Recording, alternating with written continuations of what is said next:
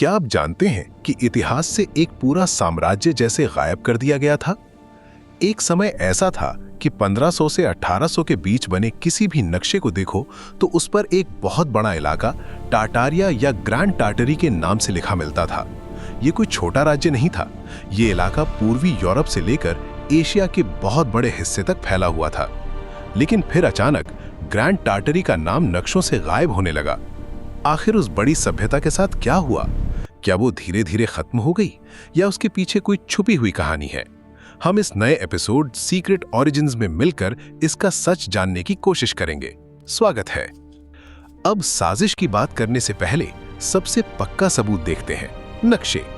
1500 से 1800 तक के नक्शों को ध्यान से देखिए। लगातार कई सालों तक यूरोप के नक्शा बनाने वाले लोगों ने एक बड़े इलाके को टाटारिया या ग्रैंड टार्टरी के नाम से दिखाया।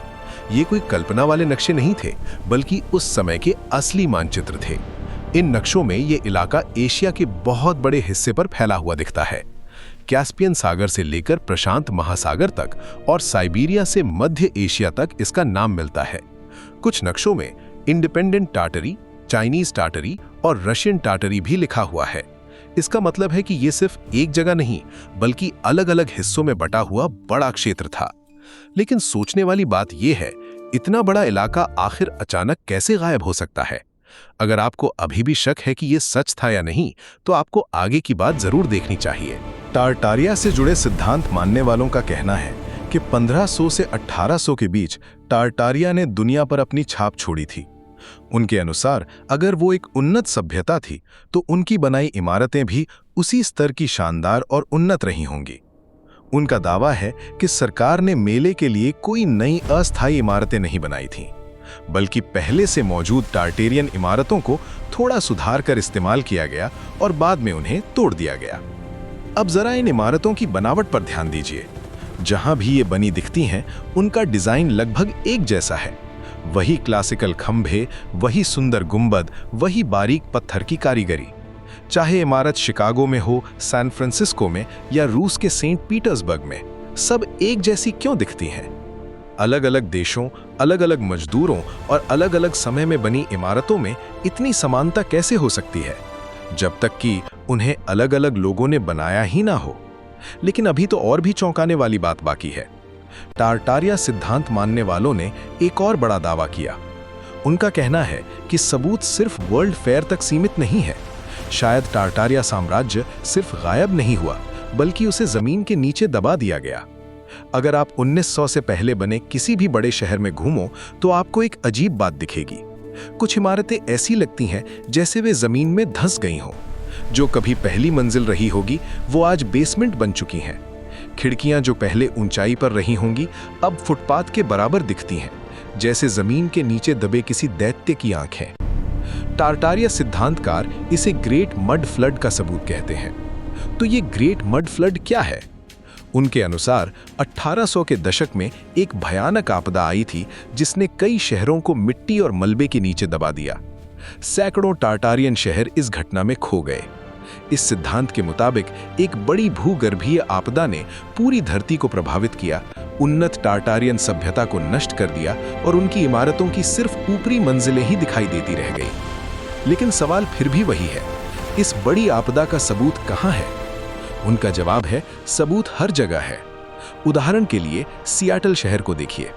वहां कई इमारतों के असली ग्राउंड फ्लोर आज की सड़कों से नीचे दबे हुए मिलते हैं।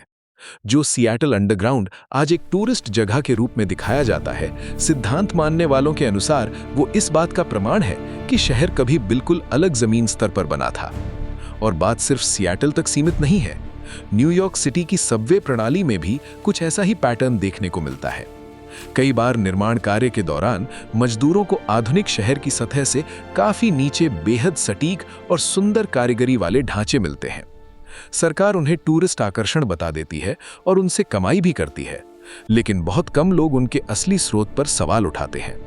और इन सिद्धांतों के अनुसार उन इमारतों की जड़ें ग्रैंड टार्टारिया तक जाती हैं। याद है हमने पहले सैन फ्रांसिस्को के भूकंप की बात की थी? उसे भी एक और सबूत माना जाता है। 1906 के भूकंप के बाद शहर को दोबारा बनाने का काम शुरू हुआ, लेकिन पुनर्निर्माण के दौरान मजदूरों को कुछ हैरान कर देने वाली चीजें मिली। जहां मलबा मिलने की उम्मीद थी, वहां उन्हें सही सलामत डिजाइन और सजावटी हिस्से मिले। ऐसी खूबसूरत बाहरी दीवारें और नक्काशी जो सालों से जमीन के नीचे दबी हुई थीं। क्योंकि ये समय उसी दौर से मिलता है जब टारटारिया का नाम इतिहास से गायब हुआ, कुछ लोग सवाल उठाते हैं, क्या ये वास्तुशिल्प के टुकड़े ग्रैंड टारटारिया से जुड़े हो सकते हैं? मुख्य धारा के इतिहासकार इस ग्रेट मड फ्लड के लिए एक आसान सा कारण बताते हैं। उनके अनुसार इसका नाम है शहरी विकास। वे कहते हैं कि समय के साथ सड़कों का स्तर अपने आप ऊपर उठता जाता है।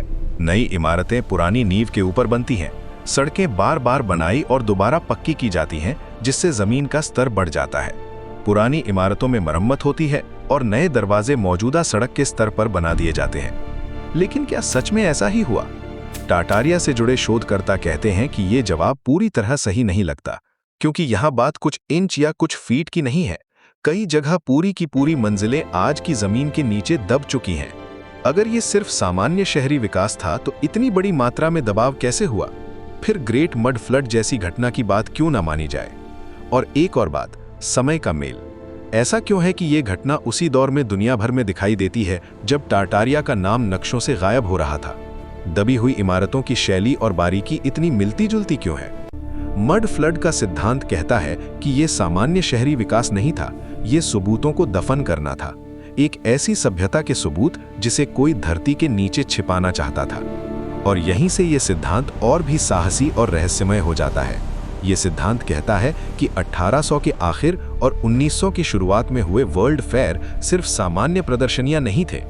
टारटारिया सिद्धांत मानने वालों के अनुसार वे एक तरह का पर्दा डालने का तरीका थे। सोचिए जरा, अगर आपको एक पूरी खोई हुई सभ्यता को छिपाना हो तो आप क्या करेंगे? उन भव्य इमारतों को कैसे समझाएंगे जो आधिकारिक समय रेखा से पहले की लगती हैं? उनका कहना है, तरीका बहुत आसान है। कह दो कि ये इमारतें आपने खुद बनाई हैं, उन्हें दुनिया को दिखाओ और फिर बाद में सबूत मिटा दो। सबसे बड़ा सवाल समय को लेकर है। 1893 में शिकागो का वर्ल्ड फेयर लगभग 600 एकड़ में फैला था, जिसमें 200 से ज्यादा इमारतें थीं। इनमें manufacturers and liberal arts building जैसी विशाल संरचनाएं शामिल थीं। उस समय ये दुनिया की सबसे बड़ी इमारत मानी जाती थी। आधिकारिक रिकॉर्ड कहते हैं कि पूरा परिसर सिर्फ 24 महीनों में डिजाइन और तैयार कर दिया गया, लेकिन आज के इंजीनियर भी मानते हैं कि इतनी कम समय सीमा में ऐसा निर्माण लगभग असंभव जैसा लगता है। मानने से पहले जरा सोचिए कि इसके लिए क्या क्या चाहिए होता। सिर्फ मैन्युफैक्चरर्स बिल्डिंग ही 44 एकड़ क्षेत्र में एक ही छत के नीचे बनी थी। उसका मुख्य हॉल इतना बड़ा था कि उसमें एक साथ अमेरिका का कैपिटल भवन, गीजा का महान pyramid, Winchester cathedral, Madison Square garden और सेंट पॉल्स कैथीड्रल जैसे विशाल ढांचे समा सकते थे, और फिर भी जगह बच जाती। क्या आप इसकी कल्पना कर सकते हैं? उस इमारत में बेहद बारीक लोहे का काम था, जटिल कांच की बाहरी बनावट थी और ऐसे ढांचे थे जिन्हें देखकर आज के निर्माण दल भी हैरान रह जाएं। और हमें ये मान लेना चाहिए कि ये सब सिर्फ 2 साल से भी कम समय में 1890 के दशक की तकनीक से और उन मजदूरों द्वारा किया गया था जिन्होंने पहले कभी ऐसा कुछ नहीं बनाया था। क्या ये आपको भी सोचने पर मजबूर नहीं करता? 1915 में सैन फ्रांसिस्को में हुआ पनामा पैसिफिक एक्सपोजिशन तो इससे भी असंभव समय सीमा दिखाता है।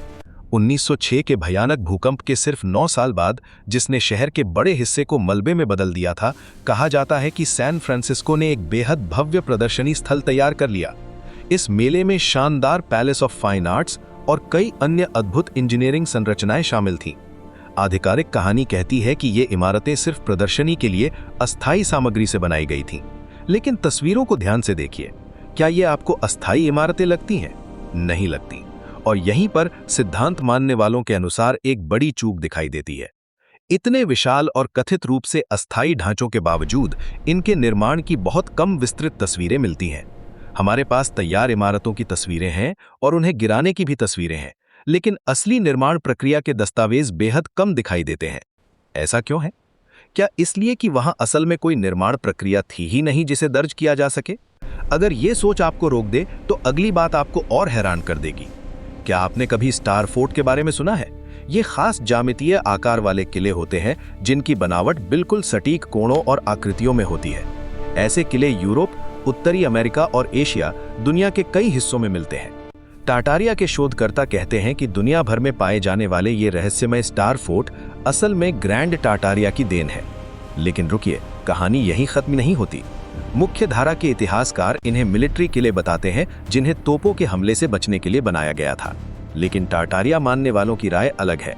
उनका कहना है कि इनकी ज्यामितीय सटीकता सिर्फ युद्ध के लिए नहीं हो सकती। इनकी बनावट में ऐसे गणितीय सिद्धांत दिखाई देते हैं जो मानो रक्षा से ज्यादा किसी ऊर्जा नियंत्रण से जुड़े हो। कोण, अनुपात, दिशा, सब कुछ ऐसा लगता है जैसे इन्हें रेजोनेंस और विद्युत चुंबकीय क्षेत्र को नियंत्रित करने के सिद्धांतों पर बनाया गया हो। उनके अनुसार ये किले दुश्मनों को रोकने के लिए नहीं बल्कि ऊर्जा को इकट्ठा और केंद्रित करने के लिए बनाए गए थे।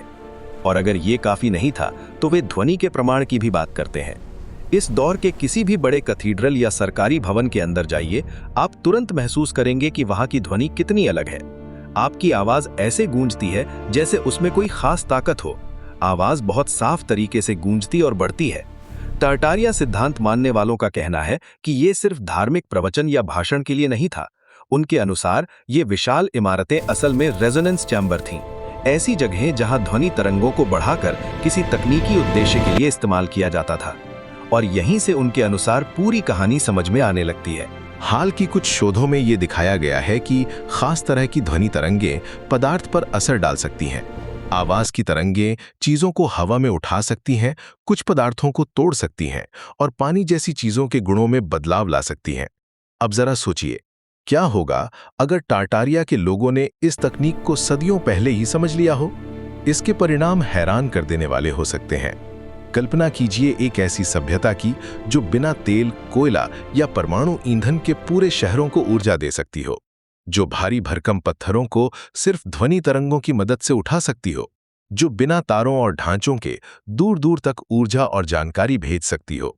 सुनने में किसी वर्चुअल रियलिटी गेम जैसा लगता है ना?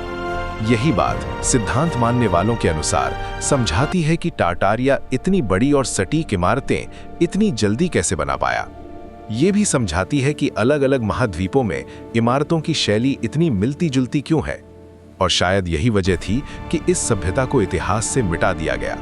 क्योंकि अगर सच में मुफ्त ऊर्जा की तकनीक मौजूद थी, अगर सच में दुनिया को बिना तेल, कोयला या परमाणु ऊर्जा के चलाया जा सकता था, तो ये आधुनिक आर्थिक व्यवस्था की नींव को हिला देती। और कोई भी सरकार शायद ऐसा नहीं चाहती। लेकिन अगर टारटारिया के पास इतनी उन्नत तकनीक थी, तो वो तकनीक अब कहाँ है? आज हमें उसके ऊर्जा तंत्र का कोई साफ सबूत क्यों नहीं मिलता? शायद इसका जवाब इस सिद्धांत से भी ज्यादा परेशान करने वाला हो। लेकिन उससे पहले यहीं से टारटारिया का रहस्य एक और अविश्वसनीय मोड़ लेता है। अगर सच में ऐसी उन्नत सभ्यता थी जिसने इतनी विशाल इमारतें मुफ्त ऊर्जा जैसी तकनीक से बनाई, तो एक बड़ा सवाल उठता है, आखिर टारटारिया के लोग दिखते कैसे थे? सिद्धांत मानने वालों का जवाब चौंकाने वाला है। वे दैत्याकार कद के थे। उनका कहना है कि टारटारिया के दौर की भव्य इमारतों में घूमे तो एक अजीब बात तुरंत दिखती है। दरवाजे 12, 15, यहां तक कि 20 फीट ऊंचे। सीढ़ियों के पायदान इतने बड़े कि सामान्य कद का व्यक्ति चढ़ते समय खिंचाव महसूस करे। छतें आज की इमारतों से 3 गुना ऊंची। अगर वहां सामान्य कद के लोग रहते थे तो इतनी विशाल बनावट की जरूरत क्यों थी? मुख्य धारा के इतिहासकार इसे भव्यता दिखाने की शैली बताते हैं। उनके अनुसार वास्तुकार बस लोगों को प्रभावित करना चाहते थे। लेकिन टारटारिया सिद्धांत मानने वालों का कहना है कि ये इमारतें सामान्य कद के इंसानों को प्रभावित करने के लिए नहीं थी। वे उन लोगों के लिए बनी थीं जो कद में बहुत लंबे थे। वे पुरानी तस्वीरों में दिखने वाले फर्नीचर की ओर भी इशारा करते हैं। कुर्सियां जिनकी सीटें जमीन से असामान्य रूप से ऊंची, टेबलें जो अपने माहौल के हिसाब से भी बड़ी लगती हैं, बिस्तर जो आज के शानदार कमरों से भी विशाल दिखते हैं। उनका दावा है कि और भी सबूत मौजूद है। 1800 और 1900 की शुरुआत में अमेरिका के कई अखबारों में विशाल कंकाल मिलने की खबरें छपी थीं। सिर्फ 1-2 नहीं बल्कि दर्जनों ऐसी रिपोर्टें। यहीं से ये कहानी और भी रहस्यमय हो जाती है। उस दौर के कुछ रिकॉर्ड में असामान्य रूप से बड़े मानव अवशेष मिलने का जिक्र किया गया है। बताया जाता है कि निर्माण कार्य, खनन और पुरातात्विक खुदाई के दौरान 7, 8, यहां तक कि 9 फीट लंबे कंकाल मिले थे। उनकी हड्डियों की बनावट ऐसी बताई गई मानो वे किसी अलग ही मानव जाति के हों। लेकिन यहीं से कहानी संदिग्ध हो जाती है। अगर आज आप ऐसे किसी विशाल कंकाल को किसी संग्रहालय में ढूंढने जाएं, तो शायद आपको कुछ भी ना मिले। टारटारिया सिद्धांत मानने वालों का कहना है कि कुछ संस्थानों ने इन अवशेषों को जनता की नजर से हटा दिया। या तो उन्हें नष्ट कर दिया गया या ऐसी निजी जगहों पर रख दिया गया जहां शोधकर्ताओं की पहुंच नहीं है। सबसे बड़ा सवाल यही है, क्यों? इसका साफ जवाब किसी के पास नहीं है। कुछ लोग ये भी दावा करते हैं कि 1800 के आखिर की कई पुरानी तस्वीरों में जानबूझकर बदलाव किए गए ताकि लोग इमारतों के अनुपात में सामान्य कद के दिखें। और बात यहीं खत्म नहीं होती। लगभग हर प्राचीन सभ्यता की कहानियों में दैत्यों का जिक्र मिलता है। ग्रीक कथाओं में टाइटन्स, बाइबल में नेफिलिम, नॉर्स कथाओं में विशाल योद्धा और कई नेटिव अमेरिकन जनजातियों की लोक कथाओं में भी बड़े कद की जातियों की बातें मिलती हैं। तो सवाल उठता है, क्या ये सब सिर्फ कल्पनाएं थीं? या ये उन लोगों की सांस्कृतिक यादें थीं जिन्होंने कभी सच में लंबे कद की किसी जाति को देखा था, जिन्हें कुछ लोग टार्टारियन कहते हैं? यहीं से रहस्य और गहरा हो जाता है। उनका कहना है कि इससे टार्टारिया की विशाल इमारतों का आकार समझ में आता है। ये भी समझ आता है कि ये भवन मानो हमसे कहीं बड़े कद के लोगों के लिए बनाए गए थे। और शायद यही वजह थी कि इस सभ्यता के सबूतों को इतिहास से धीरे धीरे मिटा दिया गया। अगर सच में किसी विशाल मानव जाति का अस्तित्व माना जाए तो ये इंसानी विकास की हमारी पूरी समझ को हिला देगा। ये सवाल उठेगा कि वे कहाँ गए और उनकी दुनिया पर आज के इंसानों ने कैसे अधिकार कर लिया। तब हमारी उत्पत्ति और इतिहास के बारे में बहुत सी बातें गलत लगने लगेंगी। लेकिन फिर एक और सवाल सामने आता है, अगर टार्टारियन सच में दैत्याकार कद के और उन्नत तकनीक वाले थे तो वे पूरी तरह से गायब कैसे हो गए? और किसके पास इतनी ताकत थी कि उनके अस्तित्व के हर सबूत को इतिहास से मिटा दे? यहीं से ये कहानी और भी अंधेरे मोड़ पर पहुंचती है, उनका गायब हो जाना। सिद्धांत मानने वालों के अनुसार ये सिर्फ एक सभ्यता के खत्म होने की बात नहीं है। ये शायद मानव इतिहास के सबसे बड़े छुपाव का संकेत है। एक सुनियोजित और संगठित प्रयास जिसने हमारे अतीत की पूरी समझ को बदल दिया। वे इसे द ग्रेट रीसेट कहते हैं। ये कोई हाल की आर्थिक थियरी नहीं, बल्कि उनके अनुसार एक बहुत पुरानी और डरावनी प्रक्रिया थी जिसमें इतिहास से असुविधाजनक सच को मिटा दिया गया। जरा 1800 और 1900 की शुरुआत की बड़ी घटनाओं का समय देखिए। 1871 की ग्रेट शिकागो फायर, 1906 का सैन फ्रांसिस्को भूकंप, 1914 से 1918 तक पहला विश्व युद्ध, स्पेनिश फ्लू महामारी, फिर दूसरा विश्व युद्ध।